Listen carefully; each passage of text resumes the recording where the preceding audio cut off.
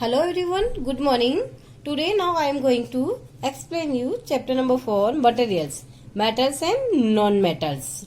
Materials इसमें metals and non-metals के बारे में मैं यहाँ पे एक्सप्लेन करूंगी. तो आप ऑलरेडी लास्ट ईयर जो पिछली क्लास में आप ऑलरेडी पढ़ चुके हो मेटल्स के बारे में, जैसे कि आयरन है, एल्यूमिनियम है, कॉपर है, इनके बारे में पहले से आप फेमिलियर हो. तो हम यहाँ पे देखेंगे आयरन, कोल, सल्फर, एल्यूमिनियम, कॉपर. आपने देखे होंगे इन सब मटेरियल्स को. तो आप इनका अपीयरेंस देख सकते हैं कि कुछ तो ये शाइनी है और कुछ शाइनी नहीं है, कुछ ड्यूल है. और इसके अलावा इसकी हार्डनेस और सॉफ्टनेस भी इनको टच करके आप पता लगा सकते हो. तो यहाँ पे करेक्टरिस्टिक है मेटल्स की. हम सिंपली जानने के लिए क्या करते हैं कि इनको टच करते हैं या इनकी साइनिंग वगैरह देख के पता लगाते हैं कि मेटल है, नॉन मेटल है. जब कुछ मेटल्स जो साइन करते हैं, आयरन है, जैसे कि एल्यूमिनियम है, कॉपर है, इनमें से ये साइन करते हैं, साइनी मटेरियल्स होते हैं, तो इनको हम मेटल्स बोल सकते हैं. ये साइनी होते हैं, इनके साथ साथ हार्ड भी होते हैं, तो इनको हम मेटल्स बोल सकते हैं. इसके अलावा जो रिमेनिंग्स बचे हुए हैं, जो कॉल है, सल्फर है, ये एक्चुअली साइनी अपीयरेंस नहीं देते हैं, ये ड्यूल होते हैं और ये हार्ड भी नहीं होते. टच करने पे ये सॉफ्ट फील देते हैं, इसलिए इनको मतलब सॉफ्ट मतलब कि इनको हल्का सा जोर से दबा दिया जाए तो ये पाउडरी फॉर्म में आ जाते हैं. तो इनको हम बोल सकते हैं non metals.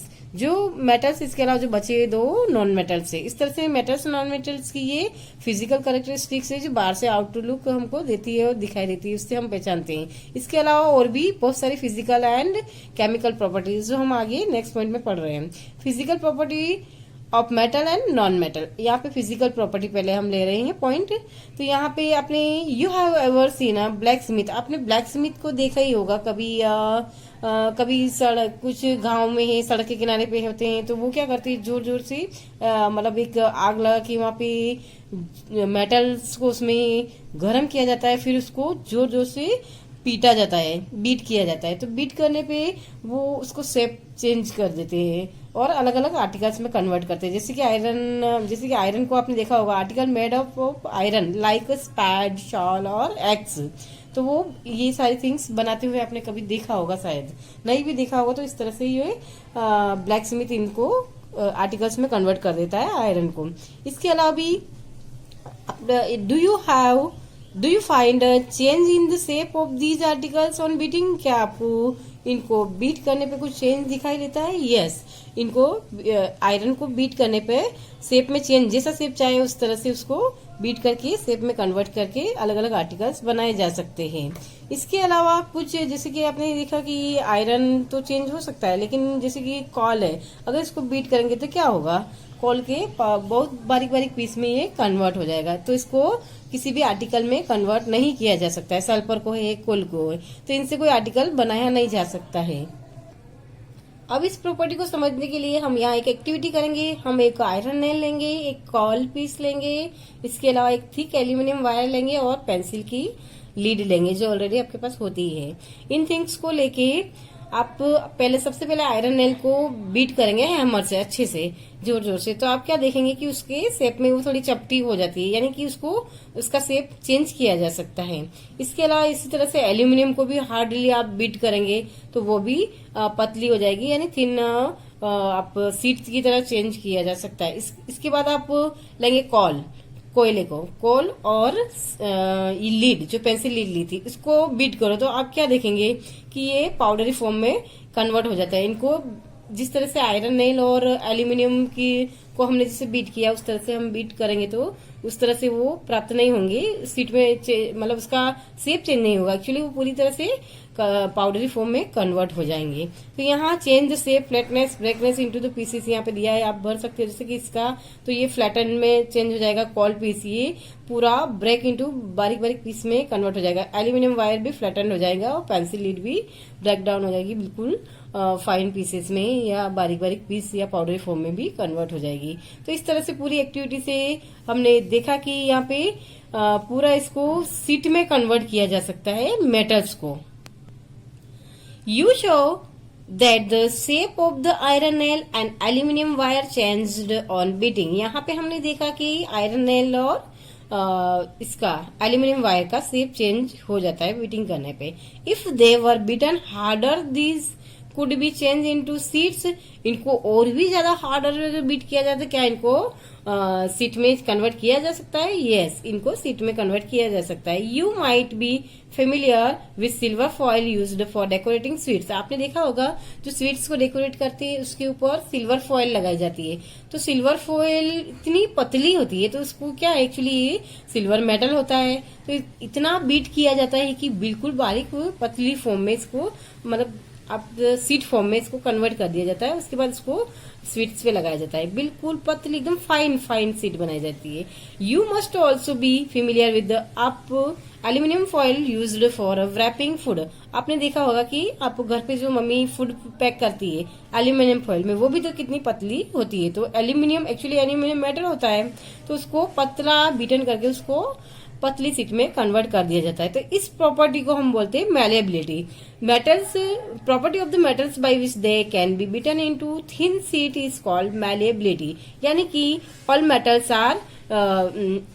Are convert into sheet by beaten, पीट के इनको बीट करके इनको सीट में कन्वर्ट किया जा सकता है, ये इसकी फिजिकल प्रॉपर्टी हो गई मेटल्स की। This is a characteristic property of metal, यह एक करेक्टरिस्टिक प्रॉपर्टी है मेटल्स की। As you must have notice the material like coal and pencil, क्या कॉल और पेंसिल को इस तरह से पीटने पर सीट में कन्वर्ट होते हैं, नहीं। Do not show this property, can we call these metals, क्या हम इनको मेटल्स बोल सकते हैं, नहीं, तो ये मेटल्स नहीं है, ये एक्चुअली नॉन मेटल में काउंट होंगे।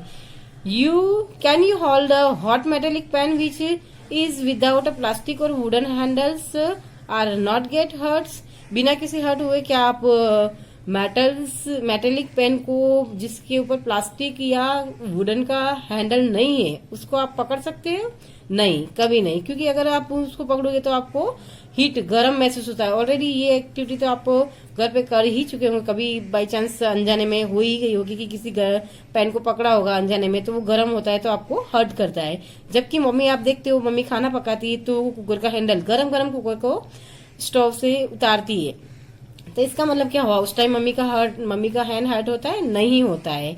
तो यहाँ पे इसका मीनिंग क्या हुआ कि मेटल्स जो होते हैं वो हीट के गुड कंडक्टर होते हैं, यानी कि हीट उसमें पास हो, जैसे कि हमारे कंडक्शन पहले पढ़ चुके हैं, कंडक्शन के थ्रू उसमें हीट पास होती है तो वो पूरा मेटल्स गर्म हो जाता है, तो इस तरह से ये गुड कंडक्टर होते हैं इलेक्ट्रिसिटी के भी और हीट के भी मेटल्स सारे। जबकि नॉन मेटल जो कि वुडन हैंडल और प्लास्टिक हैंडल, जैसा कि अभी बताया कि हमको गर्म नहीं महसूस होगा, हमारा हाथ गर्म मतलब हैंड जलेगा नहीं, तो इसका मीनिंग क्या हुआ, ये हीट के और हीट इनमें ट्रांसफर नहीं होती है और इलेक्ट्रिसिटी भी ट्रांसफर नहीं के बराबर होती है, इसलिए इनको पुअर कंडक्टर ऑफ हीट कहा जाता है। Try to the list some the other experiences in which wooden और plastic handles protect you from being hurt while handling hot things. On the basis of these experiences, what can you say about the conduction of heat by wood and plastic? इस तरह से आप activity करके आप बता सकते हो कि कौन सा गुड कंडक्टर है और कौन सा बैड कंडक्टर या पुअर कंडक्टर ऑफ हीट और इलेक्ट्रिसिटी। तो सारे मेटल्स इस तरह से आप सारे मेटल्स जो हीट को कंडक्ट करते हैं सारे करते हैं, तो इस तरह से आप बोल सकते हो कि सारे मेटल से गुड कंडक्टर ऑफ हीट होते हैं जबकि non metal poor conductor of heat होते हैं। You must have seen the electricity using A screw driver, आपने देखा इलेक्ट्रिशियन जो यूज करता है स्क्रू ड्राइवर उसका हैंडल ऑलवेज या तो प्लास्टिक का होगा या वुडन का, मोस्ट ऑफ प्लास्टिक का होता है। तो क्यों वो ऐसा क्यों यूज करता है, क्योंकि वो प्लास्टिक और वुड होती है जो पुअर कंडक्टर होती है इलेक्ट्रिसिटी की, तो उसको क्या करंट उसमें पास नहीं होता है, इस तरह से वो अपने आप को सेफ रख सकता है इलेक्ट्रिसिटी से। अदरवाइज अगर वो मेटल डायरेक्ट यूज करेगा तो उसको झटका लगेगा और उसमें उसकी बॉडी में इलेक्ट्रिसिटी पास होगी और उसकी इमीडिएट डेथ भी हो सकती है। तो इससे बचने के लिए वो लोग या तो वुडन या प्लास्टिक का है वो उस पे जो टेस्टर वगैरह जो भी होते हैं इलेक्ट्रिशियन के सारे स्क्रू ड्राइवर्स वगैरह उन पे उसका हैंडल ऊपर लगा होता है। तो नेक्स्ट एक्टिविटी है यहाँ पे जो हम अपने अगले लेक्चर में पढ़ेंगे। अभी ये हमने पढ़ा है मैलिएबिलिटी और conductor of heat, good conductor of heat होते हैं हमारे मेटल। अगली फिजिकल प्रॉपर्टीज में नेक्स्ट लेक्चर में समझाऊंगी। आज के लिए इतना ही, बाय।